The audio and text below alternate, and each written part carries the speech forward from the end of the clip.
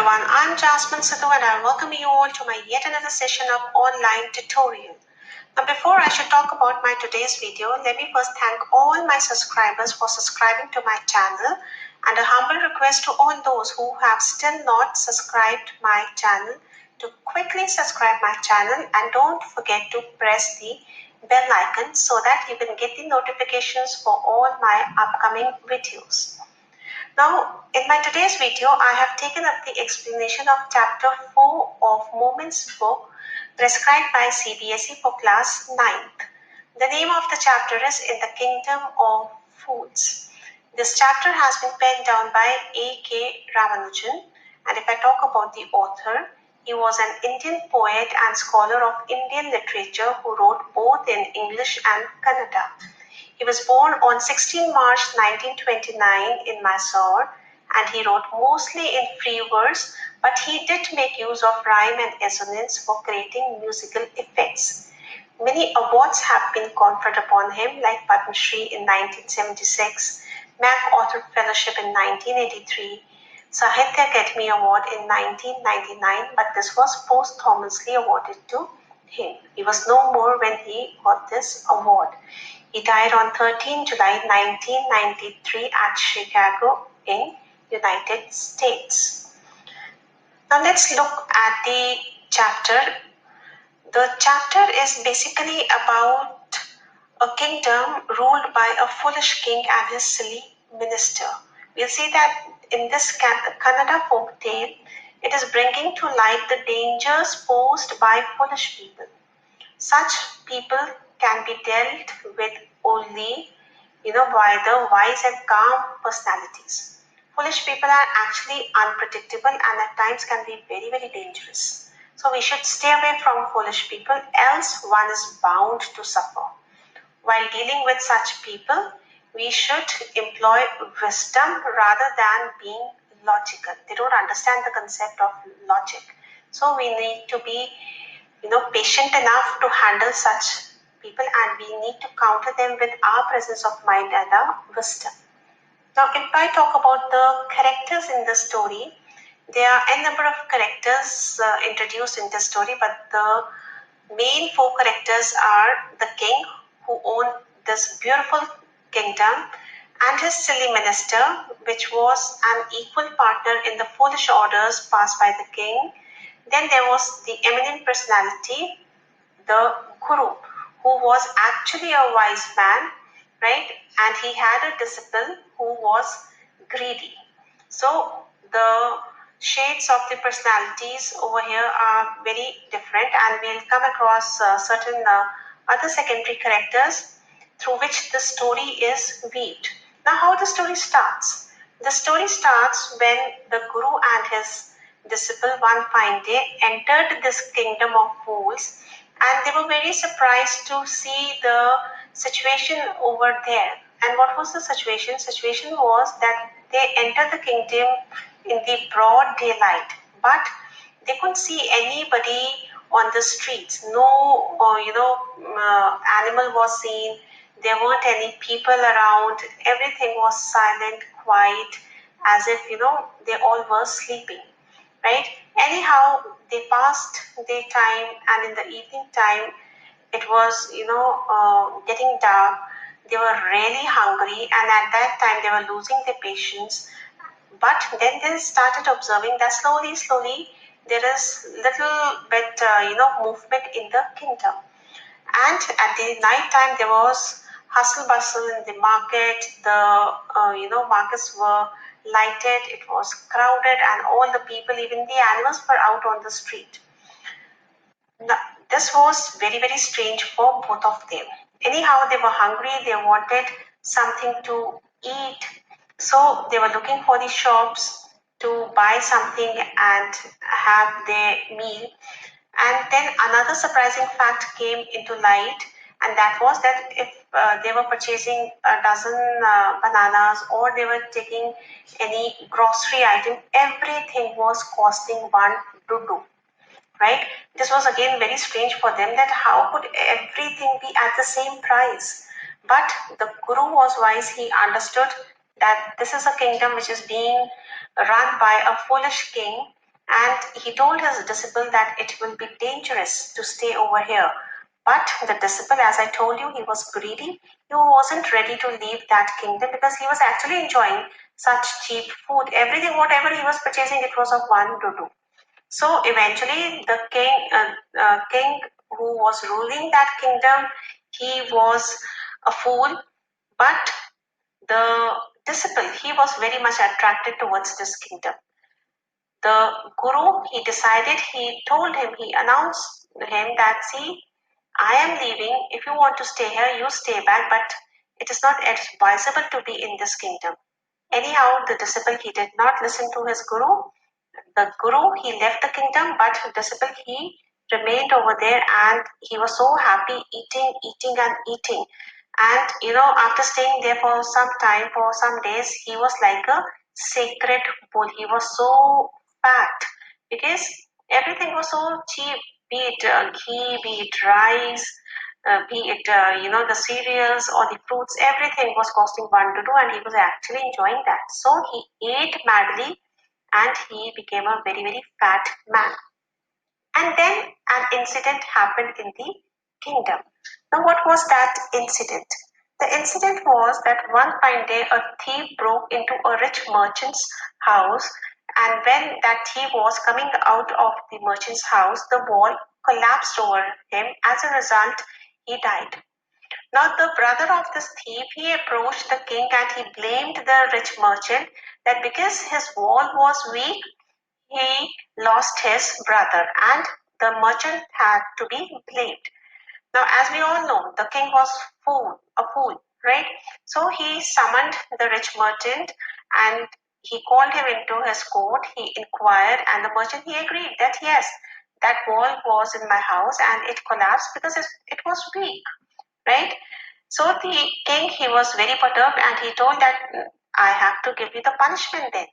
But the rich merchant, he pleaded that, see, if the wall has collapsed, what is my mistake? How come I'll be held guilty for that? It was because the construction man, he did not make it nicely. It was a weak wall, and he passed the blame to the bricklayer. Now the king, he summoned for the bricklayer. Now when the bricklayer was called, he came with the assertion. Now obviously this was very old, story. He was a very, very old man now when he was called. So he told that, see, at that time when I was making the wall, I was a young man, and I still remember that there was one girl who used to come every day and used to move up and down, and the jingling of her anklets actually distracted me when I was constructing the wall. So I couldn't make it of a good quality, but it is that girl to be blamed, not me, right? Again, he passed the buck on to the lady.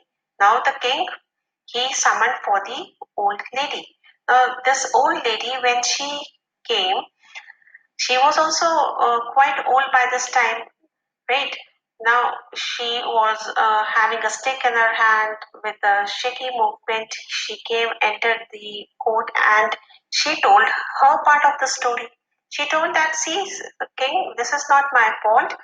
I didn't, come over there deliberately. It was because I had given some ornaments to be made to the goldsmith. Goldsmith did not make my ornaments on time. He was giving me time every day that you come tomorrow or at this time to collect your ornaments. And that was the reason I had to come and, move up and down over there. I didn't come over there to distract the bricklayer. And again, the blame was passed on to the goldsmith. Now, the bailiffs of the king, they hunted for this goldsmith, and eventually again, now it was the turn of the goldsmiths. Now, when this goldsmith was called in the court, he put across his plea. He told that, see, I got a very good offer from a very rich merchant's house. There was a wedding schedule in his house. So he told me to make the ornaments quickly. And I couldn't refuse because, I was getting a good amount for that. And so it wasn't that I was irritating this lady deliberately. It was just by chance a luck that I got another order and I have to look into that because that was a bigger order and the merchant was putting too much of pressure on me to make it as wedding was there. So eventually again the blame was passed on. Now the king, he called for that rich merchant who ordered the ornaments. Now see how the story connects. That rich merchant was the father of that merchant who was summoned by the king in the beginning of the story, right? Underneath whose wall the thief died, he was the same merchant and his father had ordered the ornament. So again, that poor man, that rich merchant, right, he was summoned in the court and the king told that, see, he was your father who created all this confusion and due to his mistake, the thief lost his life and you have to, pay for that. The rich merchant, he was actually very confused. He pleaded to the king that, see, my lord, it was my father's fault and he's no more. So the king, he very smartly told that if you have to enjoy his wealth, then you have to be a part for his sins as well. So he announced the statement that tomorrow this rich merchant should be punished for his crime and he ordered for a new stake, right? Now, when this stake was ordered and it came into the kingdom, the size of the stake was not as per the size of the merchant. Now, because the king was foolish, he has ordered the punishment. That punishment was to be executed. So he ordered his minister, rather it was the suggestion from the minister only, that we should look for a man who could fit into that stake and the punishment can be given to that person. So without using brains, without using any logic, they started looking for a person who was fat enough to be put into that stake. And it was the disciple's bad luck that he was caught by the people of the king and he was nicely fitting into that stake and he was called and the punishment was announced. He kept on begging that what is my fault? How come I am concerned in this case? But nobody listened to his appeal and eventually he was put into the prison. Now, at that point, the disciple, he actually remembered the wordings of his guru. He sincerely prayed for him, and as we are aware that the guru, he was having the magical powers, he was having a sixth sense, he understood that his disciple is in trouble. So he could see that vision in front of him, what was happening over there, and he immediately came for the help of his disciple. Now, when he came over there, firstly, though, he scolded his disciple that, see, I have told you that this will happen one fine day, but you did not listen to me. But anyhow, he was there to rescue him. So he planned a plan. He, hashed a strategy over there and he told to the king that, see, king, rather than putting my disciple to death, you please put me on the stake. I want to die, right? The king was very surprised because as we all know that he wasn't using his brains. So he was surprised, but he was curious also and the guru, he could easily actually make a fool out of him. He told that, I'll tell you the reason. If you promise me, then you're going to put me on the stake. So he took the guru in a corner and he said, okay, I'll put you for the punishment, but you first tell me the reason. And the reason guru gave was that, see, this stake is the stake of God for justice. He told him that this is a very new rule because I'm a saint, I'm aware about these things, that whosoever will be dying first will be reborn as the king of that kingdom, and the second person will be the minister. Right? He was able to make a fool out of the king, and as a result, what happened? The king, he was stupid, as we all know. He decided to, remove this disciple, and he discussed with his minister. Minister, as he didn't have any wise idea, he told that, okay, we'll remove both the guru and the disciple from here in the prison, and they themselves disguised into the dress of the prisoners and they entered the jail, and as a result what happened, once the orders were passed by the king, the orders were to be executed. So next that night the soldiers of the king, they killed both the king and the minister because they were disguised as guru and disciple. They were not able to identify them, and next morning the bodies were thrown outside for the vultures to have a feast upon the body. Now, when the people of the kingdom, they saw that this is the dead body of the king and the minister, they were very, scared. They approached the guru at that time and they requested that you be our king, you please look after the kingdom, right? But then the guru, he used his wisdom and he very smartly saved himself and his disciple, and he gave the punishment also to the foolish king and the minister, right? Then he came further with one condition in front of the people that, see, if you'll go, let me revert the rules, I will definitely be the king of this kingdom. He told them that day will be day and night will be night, and everything which is costing one to do should not happen. We should have different price for different things as per their value. The people, they adhered to his condition, and he was appointed as the king of the kingdom, and this minister was there. The disciple became the minister, and then they looked after the kingdom nicely. Now, there's a beautiful quote coming into my mind of Albert Einstein, which states that any fool can know.